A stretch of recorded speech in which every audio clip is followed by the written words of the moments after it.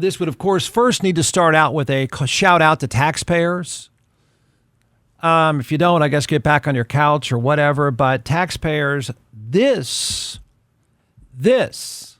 is what your elected officials need to be doing. That's a question mark. Please answer. Please.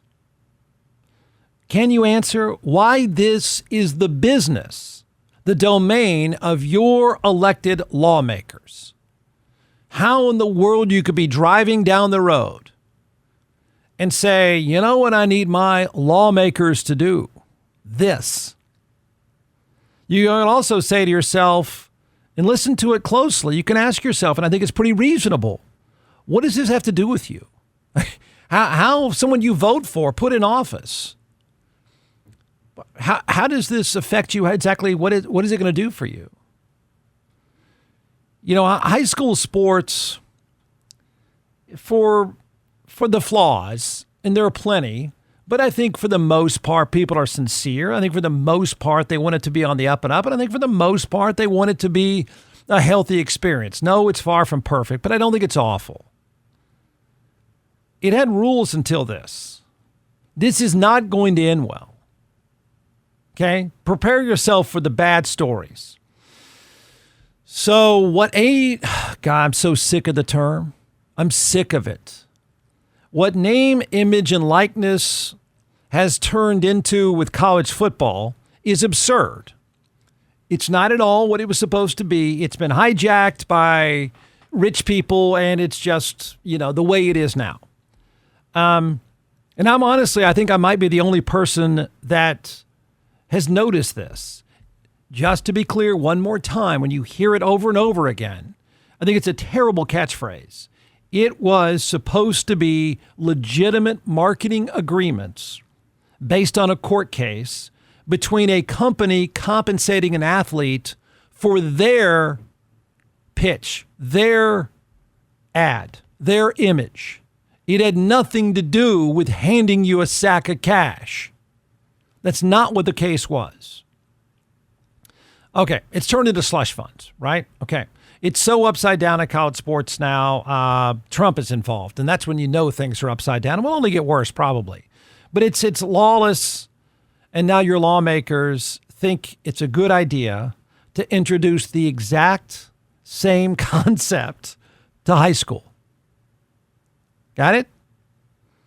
Your lawmakers, your moral compass, have decided it might just be a good idea to turn the same concept, the same rudderless, predatory concept, turn it into high school sports as well.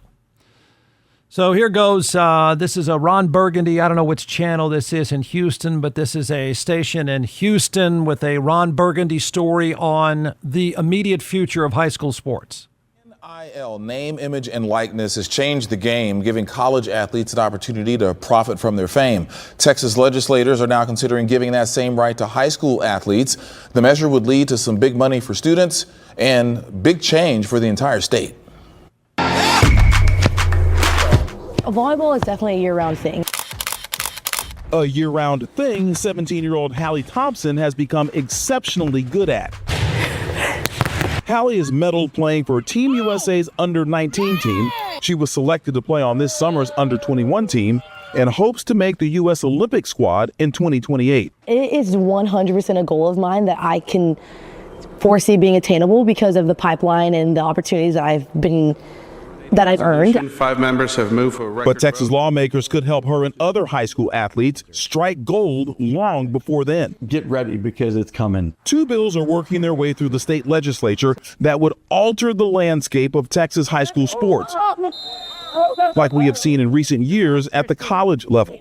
The measures would allow high school athletes to profit off their name, image, and likeness, also known as NIL. In high school sports, I sat down with Matt Malatesta of Vipe Media, a Houston-based company that covers youth sports across the country. How in the world has Texas not had NIL when so many other states across the country have had it for a while?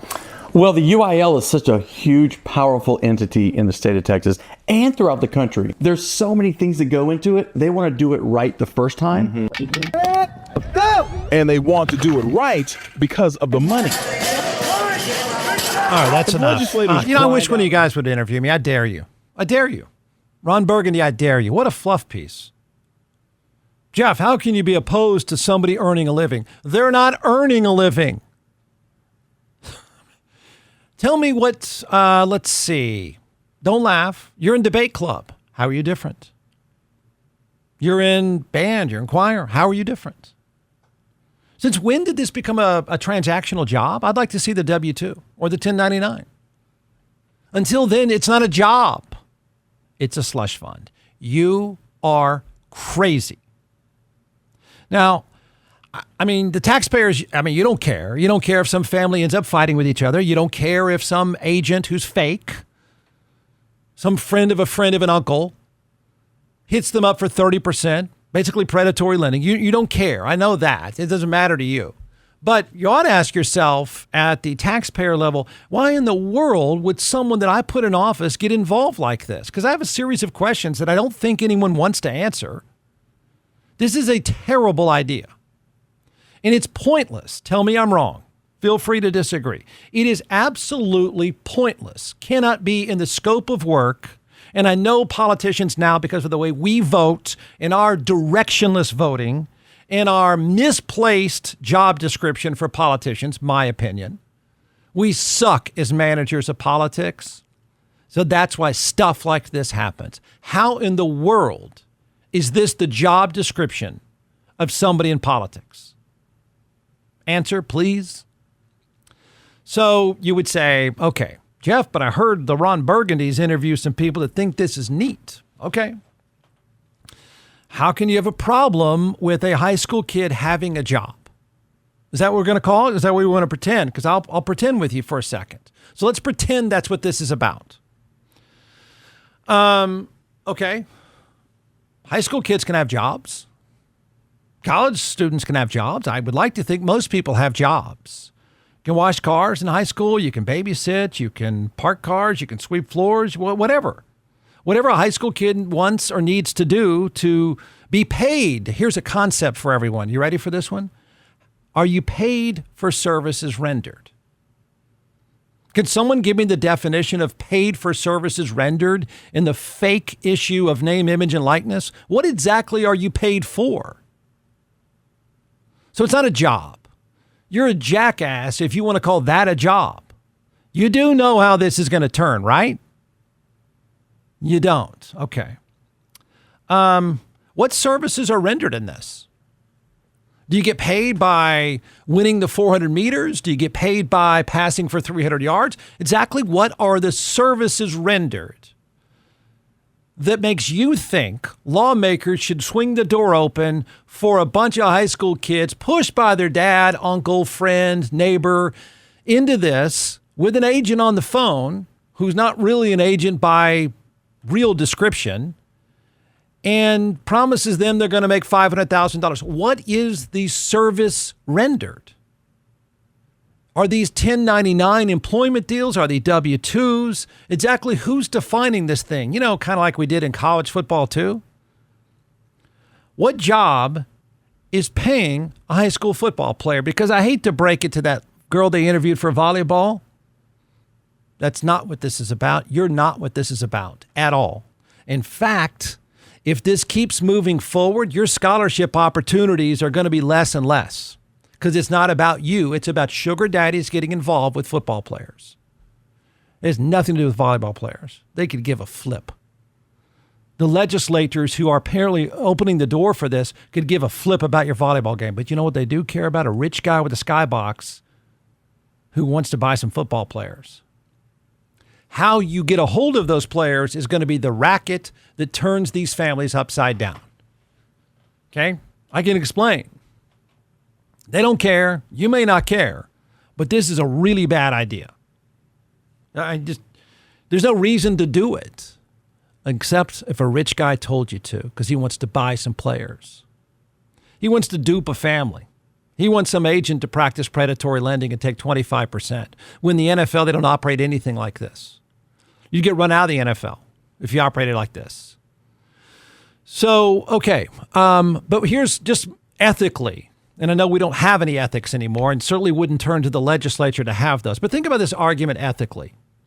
So you think somebody somewhere should go give your high school quarterback at Vandergrift that some sugar daddy should go give your uncle a Porsche and $500,000. And we're going to call that a job. Or name, image, and likeness, even though you've done 0 ads. You've not met the criteria of the law at all. You haven't done one single ad. And if you did one, no one would hire you and no one would care. So we basically handed your uncle or your dad or whoever in your family some money, and even in some cases probably a house, whatever it takes. How is a football player, taxpayers, more worthy of this transaction, more worthy of this as a job, since high school kids need to make some money? How do you then answer to the person who puts in as many hours in band? Are they less worthy? Or that girl that plays volleyball? Because I guarantee you no one's giving her dad a Lamborghini. It's not coming. We can go down the list. The debate club. I'd much rather give money to the debate club than some high school football player. I got a much better chance as a taxpayer getting something back from the debate club than I do that kid and his knuckleheaded parents who are grifters. So ethically, as a taxpayer, who do you want to give them? Who do you want to see the money go to? Since it's jobs. Is the kid that's in the choir or the kid in the band less worthy of a job? That's disgusting. It's misplaced, it's illogical, and it's ethically disgusting. But it's going to happen. It'll end badly, except for the football factories. Okay?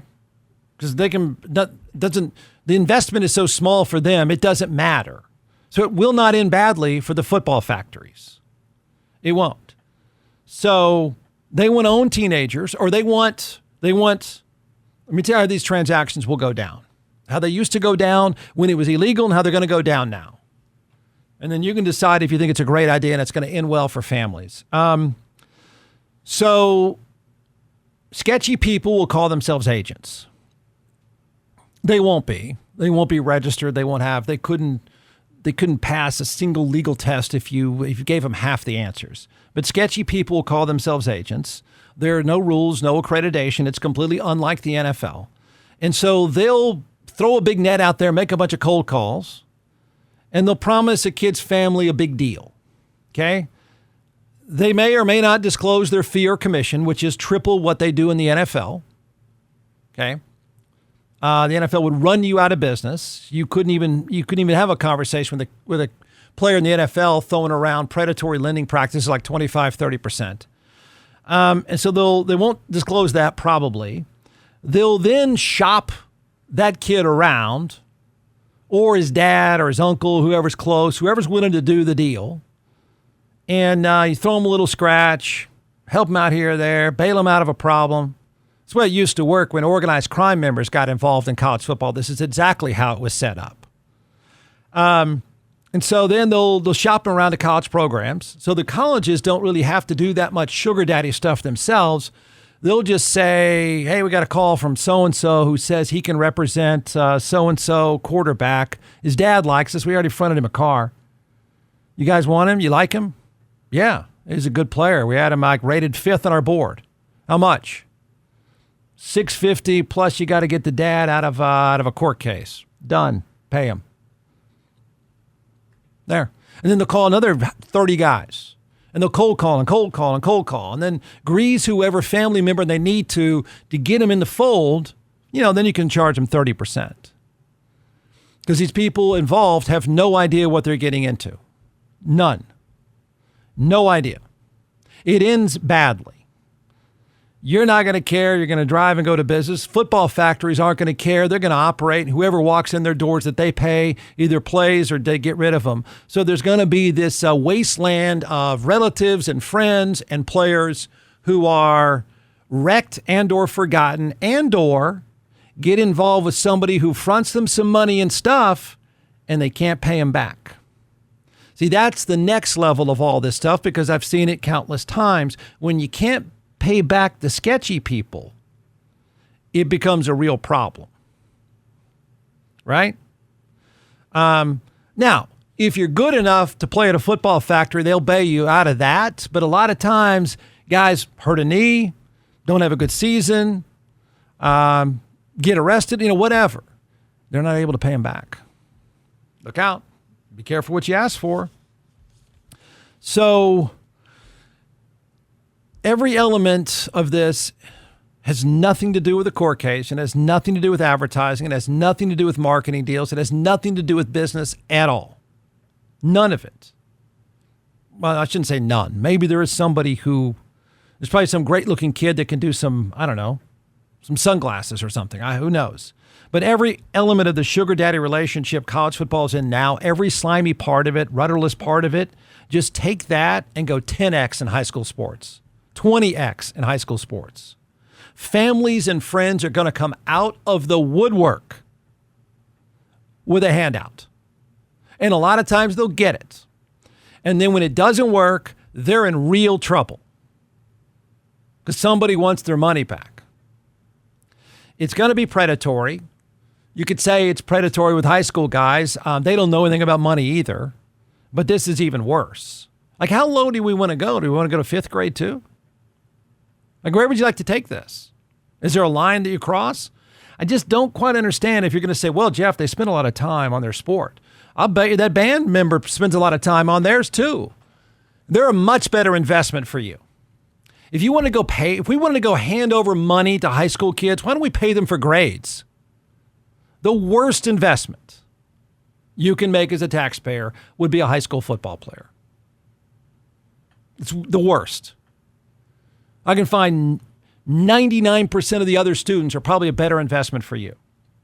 But this is the fact that the Texas legislature is going here is, I guess, shocking. I don't know what's supposed to shock us anymore. I really don't know how priorities are so out of whack. And no, I'm not at all saying that somebody shouldn't be able to earn a living. That's not what this is. That's a fake narrative. It's not about earning a living. It's about a handout like a loan shark. I'm sick of people pretending, we told him if he gained 5,000 yards, we'd pay him. You don't do anything like that. It's not the way it works. And now the legislature, I know there's no levels that any ethical or sensible people have for them anymore. But man, this is a really, really bad idea. It's really bad. I don't know what would have been so awful if somebody said, no. The governing body, what's wrong with having rules? What's wrong with having rules in high school sports? I think most of the people involved are sensible and well-intentioned. They'd like it to be level. I know it's not. But all you've done is thrown the door open for fake rich people, shady people, and rich people who are extra shady. Getting involved with people who have no business doing business with them in a transaction like this and have no way of paying them back. All they know is they heard a big number from a guy on the phone. That's it. Tell me again. I'm happy to hear the argument. I challenge anyone, including I almost said something mean, including Ron Burgundy's there that do fluff pieces on this stuff without this thing ever being challenged. It's never challenged. And now your legislature, tell me why it's best for you. The Texas legislature would get involved to the point of sanctioning this and promoting this.